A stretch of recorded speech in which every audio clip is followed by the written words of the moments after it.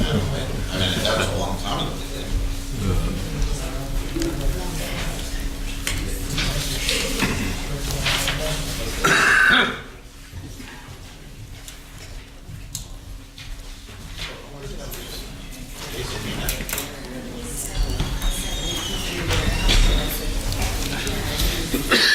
Excuse me.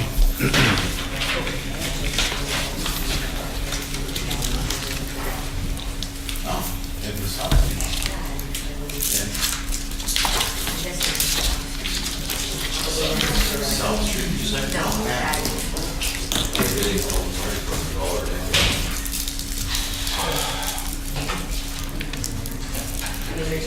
I just got it reading.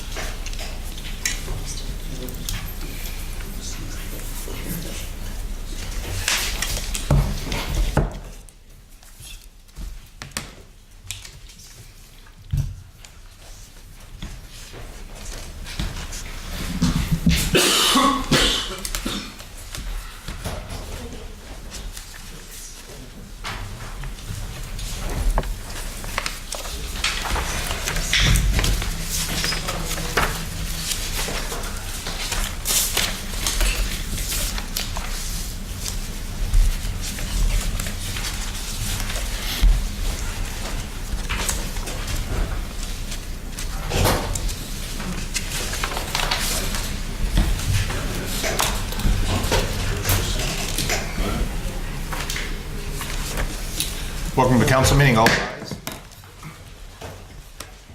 Pledge allegiance to the flag of the United States of America and to the republic for which it stands, one nation, under God, indivisible, with liberty and justice for all. Almighty and everlasting God, who presides over all things in heaven and earth, come and preside over these deliberations so that those that make the decisions may be guided by your wisdom.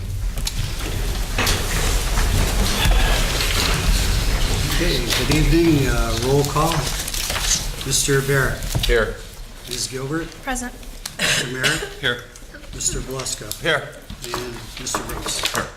Also in attendance tonight is Administrator Ted Wampel, Fire Chief Jay Delaney, Director of OCD Joyce Zakowski, Assistant City Clerk Catherine Payne, and Administrative Assistant Lisa Sanfilippo. Good evening and welcome to all. Tonight's meeting is a regular session of City Council. Please turn off all cell phones. According to the First Amendment, this meeting is a limited or designated public meeting, as all regular sessions of City Council are. The chairperson is the presiding officer of the meeting. As a City Council meeting, specific rules and procedures of council are followed. The list below are examples of important council rules. They are not intended to be a complete list. Adhere as closely as possible to the 5-minute speaker presentation time limit for all. All remarks shall be addressed to the council as a body and not to any individual member thereof.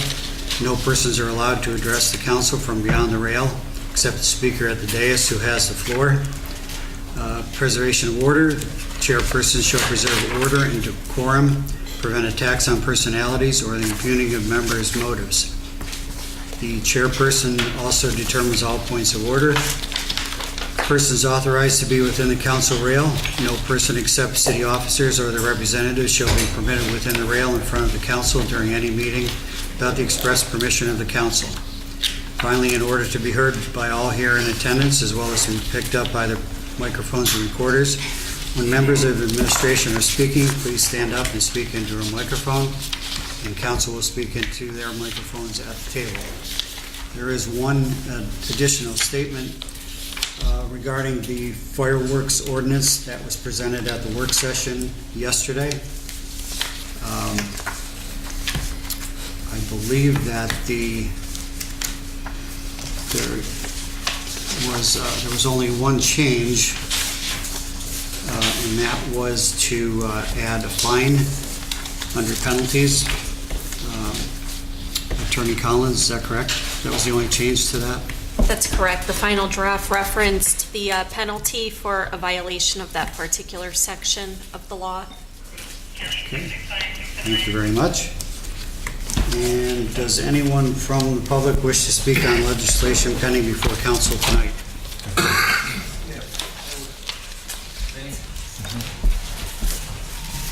Say your name. Barrett Case, 26 Lewis Street. I just wanted to ask you to please ban the fireworks because I've had my house showered with sparks and the air quality in the valley is terrible. And that's all I want to say. Thank you very much. Sure. Thank you. Dan Ritter, you wrote that you had about fireworks. You can speak now, and I'll get you next, Jim. I live at 416 Maximus Avenue, which is about 2 blocks away from the public park. And the fireworks, I would take my dog, yes, I do clean up after my dog when I walk through the park. Every morning we were committee, and I was down in the park July 5th, and there was a lot of litter in the park. There was spent cardboard tubes from fireworks debris and litter. I mean, it wasn't tremendous, but it was enough. And I tried to pick up some when I could. I got dog's leash here, and I carried my dog's bag here. So it was, the fireworks go on, they start sometimes as early as June 25th and don't stop until July 10th. I mean, it starts with M80s in the morning and it goes on till fireworks at night after midnight. My big concern is the fine. I noticed that in the public parks, there's notices that say the park is closed basically after dark. And it also says there's no litter. So is there any type of ordinance or fine to tell these people, hey, you're violating the ordinance because you're in a public park after dark, which is a lot violation, and you're also littering in the park. And the littering part would also work for someone who's shooting them off in the front yard or whatever. And I think the problem also I have is with the fine, $100. Now, I'm sure you know as well as I do that someone goes out and spends $300, $400, $500 for fireworks and then has to pay 18% tax, state tax, and on top of that isn't going to bat an eye at a $100 fine for shooting them off in his backyard or a public park or anything like that. So, like I mentioned about the park, it being in the park after dark and littering in the park, would that possibly be like a triple fine or something? Because, and also, I don't think that $100 is much because who's going to care if they're going to go out and spend $900 on fireworks? They're not going to worry about $100 fine. Good. Thank you, Dan. So it is illegal to do the fireworks in the park as it stands now, and I certainly agree about the fine, but my understanding is we are prohibited by state government for having a fine higher than... Correct. But it also doesn't mean that there can't be multiple violations for the same offense, as Mr. Ritter mentioned. So the littering, I don't know how much... And the being in the park and whatever the other circumstances may prevail as well. Okay, on the fireworks Jim. thing. Okay, they say 150 yards away from a house, okay? That's state law. Now, in our city, I have them right in front of my house, they're doing it. And I showed them up, they're going on top of my roof, they're going in my driveway, they're driving my dogs crazy, okay? Now, I have 2 little dogs, I don't have big dogs, all right? And you tell them about it, you ask them nice about it. You don't want to call because I know we don't have that many police on duty on them nights. Why can't we, as a city, from, like they said, the 25th all the way through the weekend of the 4th of July, instead of having all the cops that we have on day shift, why can't we bring them to the afternoon shift and only have a minimal on days and double them on the nights where they can cover the streets and they can make it where, okay, now we can start hitting these people. Like go up East Northampton Street and see the fireworks. Because Empire Street, if you go on Empire Street in Northampton, they're loaded. I mean, from my backyard over. My swimming pool in the morning, you go out, I'm shoveling out of there. And it's ridiculous. And they're going right in front. I don't have to say the numbers of the house, everybody knows it. And they're right out there and they're doing it. And I mean, they're putting them right up on top of my car, everything.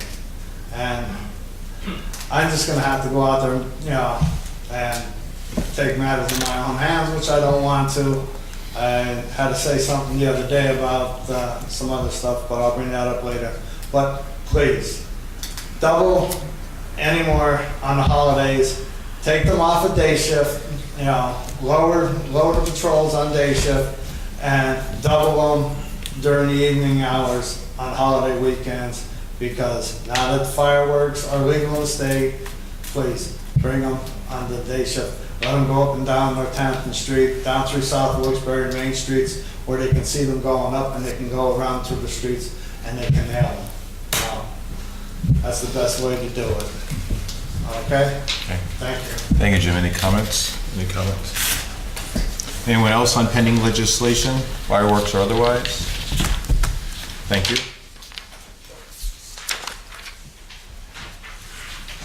Okay, the formal business is at hand now. First is the consent agenda resolutions. A motion, second, and vote is needed.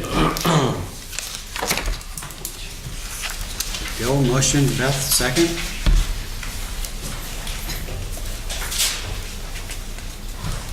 Mr. Barrett. Yes. Mrs. Gilbert. Yes. Mr. Merritt. Yes. Mr. Belusko. Yes. And Mr. Brooks. Yes. Motion passes. And consent agenda ordinances, motion, second, and vote. Motion. Mike Merritt, Mike Belusko.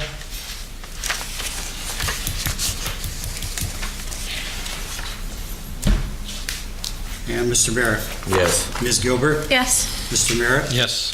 Mr. Belusko. Yes. And Mr. Brooks. Yes. The motion passes also. That concludes the formal voting. Okay, presentation from council members. Councilman Barrett. Yeah, just a reminder, Ted, maybe we can get together on that Pine Ridge situation that we talked about, the growth and the lack of development. We'll talk tomorrow, maybe we can schedule, set something up on that. That's all I have, thank you. Councilwoman Gilbert. Yeah, just two things. I've noticed I've been getting a lot of complaints about yard waste and recycling not being picked up on time. Are we behind again with that? Because I know mine was picked up I mean, a day 4th late. of July, they were out a little bit behind, but for the most part, I don't believe that. Okay, because I know a lot of people's weren't picked up, yard waste and recycling, so. Yeah, then they may be behind for other reasons that I'm not aware of. Okay. And also, I've been getting a couple questions about maintenance on Public Square. I guess there's been DPW guys there pretty much every day for the past week or so. And they were just questioning why they've been there every day. But I don't expect you to have an answer now, but Yeah, there's one person that is constantly assigned to Public Square. every day? Yeah. Is there a reason for that? Why they're assigned every day there, or There's certainly enough work for them to do there. every day? Yeah. Okay. Yeah, they may not be there the whole day, but I Yeah. know it's his primary assignment. Okay. That's all I have. Thank you. Councilman Merritt Nothing since Tuesday, Mr. Brooks. and Councilman Belusko. Joyce, could you tell us where we stand with Salmon Creek? I thought they'd be started by now. Yeah, we're still reviewing some information, and we'll have an update for you by Monday. By when? Monday. Okay, thanks. We had a That's all. meeting on it today. Yeah. There issue going on? Clearly. Thank you. Sure, thank you. Okay, public discussion. Mr. Burden again?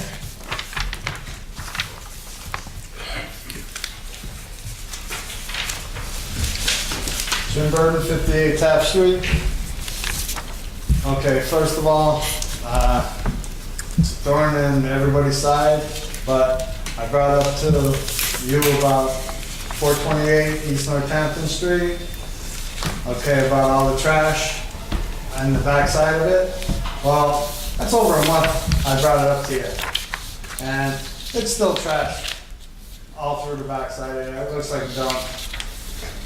I mean, the whole building's a dump, but I mean, the garbage is still there. Now there's bags of garbage on the side of the building that are ripped apart, that are on Taft Street. There's garbage is laying all over the street now. It's ridiculous. I mean, you gotta get somebody up there, health department, whatever, right? The one apartment's got it. It's a one-bedroom apartment. They got 6 people living in it. I mean, it's totally a shame. I asked about the old 57 Taft Street. That I had ripped, I worked hard to get it ripped down. Now it's a vacant lot. I asked about purchasing it because now it's a drug house parking lot. I want to buy it where I can fence it and I can keep them at it. Give me a decent price, I'll buy it. This way it goes back on the tax books. Okay?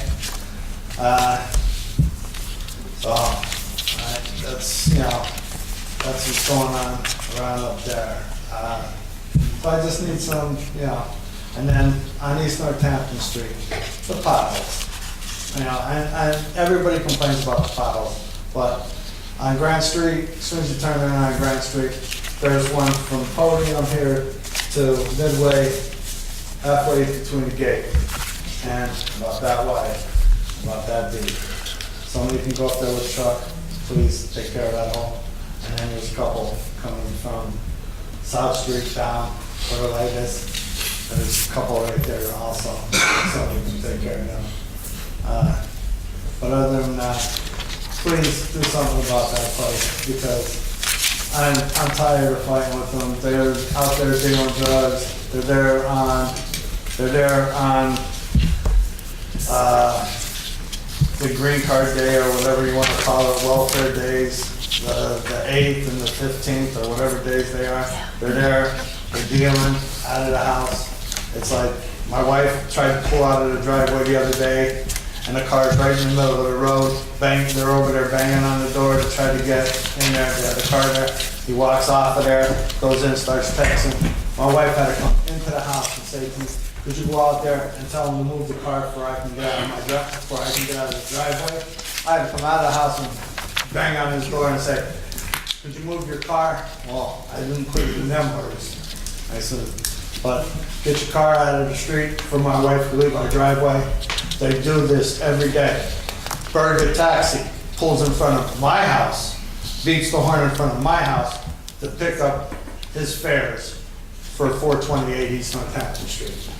Burger Taxi is their way of transportation. They pull up with Burger Cab picks them up either on Taft Street or in front of Northampton Street. They're blocking the corners, you can't see around it. So, and the pole was right across from Taft Street, used to have the siren on it. If you can please, somebody go, the chief or whatever, fire chief, whatever, go up, look. You can't see to the right, you can't see to the left. You have to come out of the street. We're gonna get whacked. Somebody on our street is gonna get whacked, pulling out of there, cars flying up. If you put the mirror, we had a mirror down at the corner of Hopewell Lane. There used to be a mirror there until somebody knocked it off. If you can put a mirror up there that we can see if a car is coming from the east or the west, before we can pull out of the street without getting hit.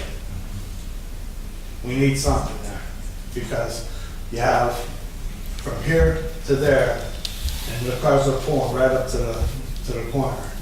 We can't see coming out of there. People have F-150s with big tires blocking everything, We need something for us to get out of our driveway, to get out of our street. Thank you, Jim. Any comment? Yeah, so two things, Mr. Byrne. One is on 56 Taft Street, you could certainly talk to the city doesn't own that property. We lien the property. 58, 57, I'm sorry, 57. I still don't think that's a city property. I think we The lien one it. that Right. had the raccoons in it and everything that was ripped down? Yep. Yeah, we lien the property, but we didn't buy the property. Jim, there's something going on with that. I can talk to you after the meeting about that. 57 Taft. Okay. Okay. So. Oh, one other thing, if I can get back to it, because I just want to make sure we're clear. To answer Mike's question about Solomon's Creek, we met with the engineer today, and we're just concerned with scheduling of the contractor, and that's why we're following up, and we'll know more about it on Monday. So that's, I don't want anybody to think there's nothing going on there. I could do. Thank you. I'll talk to you too about 428. Okay. All right. Any other comments from council? Okay. Our next work session is August 7th and council meeting Thursday, August 9th. Hope to see you.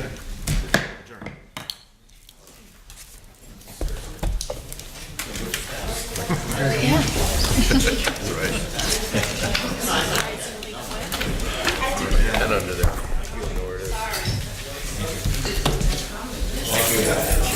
It's a start. Yeah. We have a lot of work to do.